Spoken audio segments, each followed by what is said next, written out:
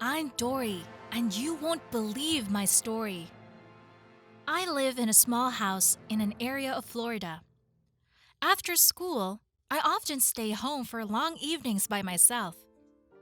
My parents come home pretty late. But I like being alone so much. No one controls me. I watch as many of my favorite bloggers as I want and do my homework at the same time. Or put hard rock music on full blast. In a word, having fun.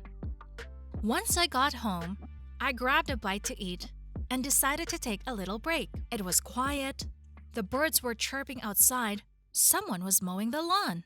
All of a sudden, bam! I heard a noise from above. Then again, bam! I sat up. What was that? I felt uncomfortable. I heard a strange sound. It sounded like something was being pulled across the floor. Slowly. Was being pulled. And right above my head. I couldn't say I was a coward, but at that moment, a cold sweat ran down my spine. What to do? We had an attic in our house. There we kept boxes of unnecessary things. My toys, skis, and I knew that the sounds come from there. But I won't go up there myself. I'm scared. Looking at the clock, I realized my parents would be home in a few hours. So I called Kira, my friend who lived nearby. 10 minutes later, she was standing on the doorstep of my house and smiled enigmatically. "What's up with you? You sounded so scared on the phone." "There's something in the attic, Kira. I'm scared." Kira laughed. "Have you been watching too many horror movies lately, Dory? Stop it." I was offended, but I nodded my head toward the stairs. "Come on, if I made it up, okay. You can tell everyone later that I'm a cowardly fantasist." Kira nodded back, and we started up the stairs to the attic. And again, bam! We both froze. Kira shook her head negatively, ran down the stairs, and I heard the front door slam loudly. And she calls herself a friend. I sat down on the stairs. Everything was quiet in the attic. The lights on the streets were on. It was getting dark. I was beginning to doubt myself. Maybe I was imagining things. And I made up my mind. I quickly climbed the stairs and sharply opened the door to the attic. It creaked loudly and darkness enveloped me. I stood still while my eyes were getting used to the darkness. My heart was jumping out of my chest. My hands were sticky with sweat. A rustle. I heard it again. My knees trembled with fear, but I was determined to carry on to the end. "Hey you! Come out! I'm not afraid of you!" My voice was shaking, and inside I kept repeating to myself, "Don't be afraid, there can't be anyone here." I turned on the flashlight with a trembling hand. Shadows danced on the walls, which made it even more frightening. Suddenly, on the far wall, I saw a figure. Something horrible, prickly, with big, long ears and eyes. Eyes sparkling with some strange blue light. My hand with the flashlight shook, and so did the monster in front of me. I took a step backward, stepped on something soft. I heard a loud squeak. "Mommy! Help me!" I almost flew out of the attic, stumbled and tumbled down the stairs. But by some miracle, I caught the railing and smashed my teeth against it and stopped. There was a terrible noise in my head. My teeth hurt. Something hot was on my lips. I opened my eyes, and immediately in front of my nose, I saw my mom. She was standing at the bottom of the stairs with her mouth open, looking at me. She was holding grocery bags from the store. What happened? I went to the attic. There was a noise. Mom, there was something. But then I sobbed and couldn't speak anymore. I was in so much pain. An hour later, I was taken to the hospital. I had numerous bruises, a broken arm, and knocked out 2 of my front teeth. But that's nothing. The problem is that now I'm afraid to stay home alone. As it turned out, I was afraid of the huge toy bear, which my parents hid in the attic from me. It was supposed to be a gift for the successful completion of the school year. But what were the loud noises I heard in the attic? We never found out. And now I'm afraid to stay home. And I do not know what to do. Have you ever experienced such a thing? Right. How can I overcome these fears? I wonder if you've ever had one. I'm looking forward to your stories. Hey, I'm Phoebe, and until recently, I was enjoying life to the fullest, and now I'm going crazy. And that's how it all started. From the cradle, I was the perfect baby. I didn't cry, I didn't whimper, and I didn't get hysterical. Even when I fell and broke my knees into blood. My parents were surprised, but very happy, thinking that I was just a very obedient girl. Once, when I was 5, I was playing outside, and suddenly I started laughing out loud. Dad heard me from the kitchen and ran out to see what made me so happy. And when he saw me, he almost fainted. I laid on the pavement with a badly broken knee and laughed.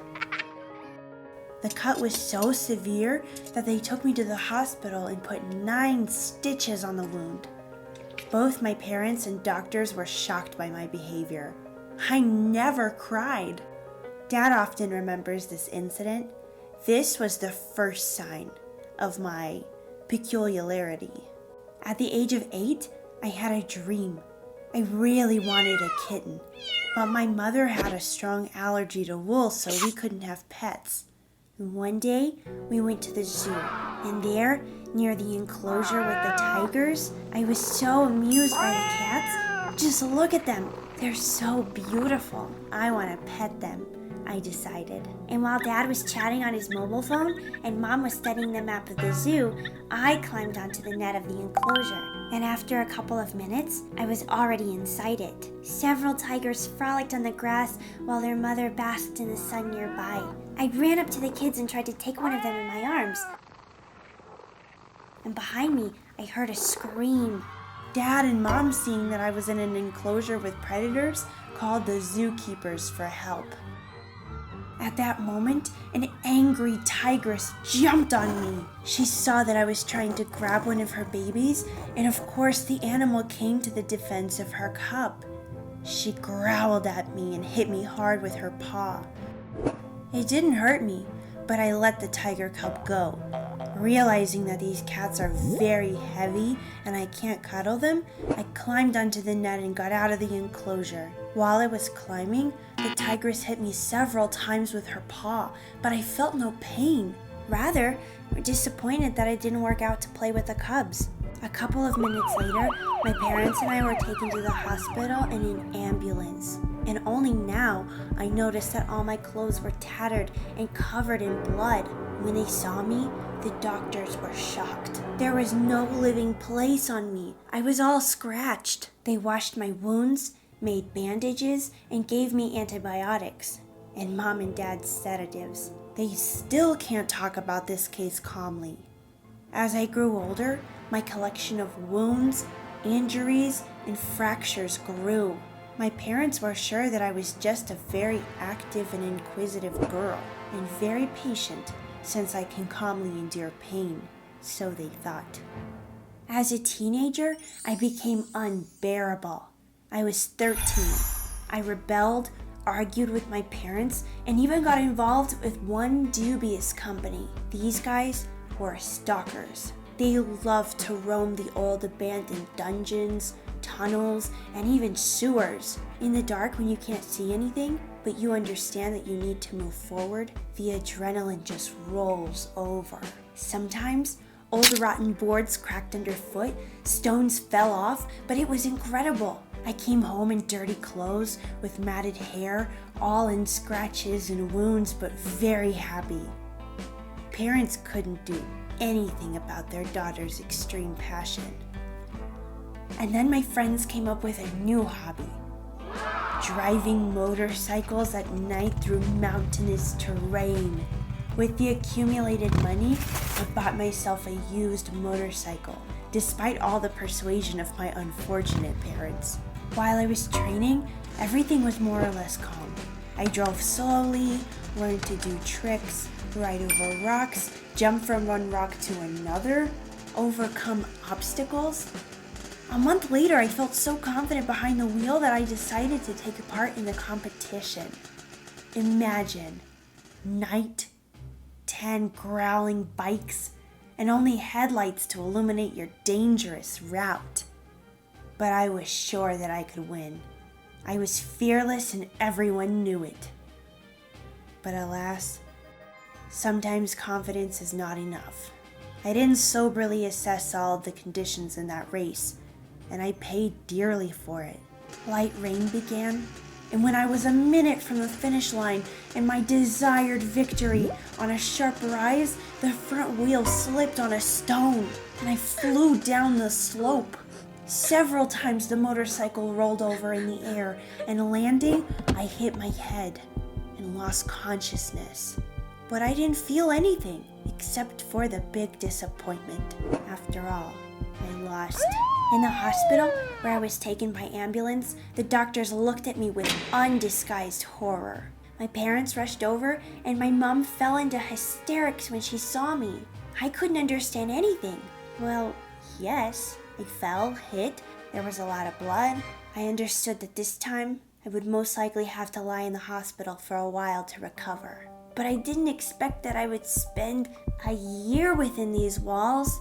After a detailed examination, heaps of pictures and analysis, the doctor was taken aback by a frightening list of injuries. Fractures of both arms and legs, spinal fracture, lung rupture, hematoma of the brain, and the worst, I'm now paralyzed. And no one knows if I'll ever be able to walk. For the first 6 months, I lay on stretchers.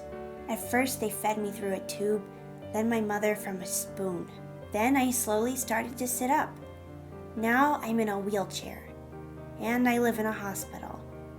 Exercises, massages every day. My parents have already mortgaged the house, spending everything on my treatment. But no one makes any predictions. The doctors hope that my strong young body will cope and I'll be able to walk. And I really want this to happen. This year, I realized a lot and have already asked for forgiveness from my parents hundreds of times. For my stupid behavior, for my thoughtless actions. No, I'm not afraid of pain. It's just a feature of my body.